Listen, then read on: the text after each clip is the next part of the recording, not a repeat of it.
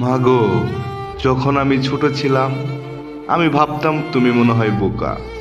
পাশের বাড়িতে কেউ কোনো কিছু তোমাকে খাইতে দিলে তুমি হাতের মুঠোয় করে আমার জন্য নিয়ে আসতা।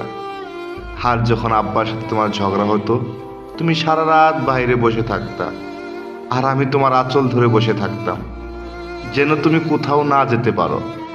আর তুমি চোখের পানি নিয়ে আমাকে বলতে, যা, বাপের ছেলে বাপের কাছে যা, তুইও বড় হলে তোর বাপের মতো হবি, আমার দুঃখ কষ্ট বুঝবি না। আমি বলতাম, না মা, তোমাকে ছেড়ে আমি কোথাও যাব না, তোমাকে ছাড়া আমি ঘুমাতে পারবো না।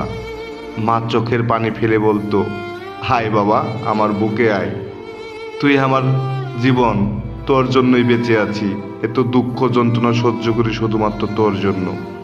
মাগো, আজ আমি বড় হয়েছি, পড়েছে মাথার উপর অনেক দায়িত্ব, তোমাকে অনেক ভালোবাসি, নিতে চাই তোমার দায়িত্ব।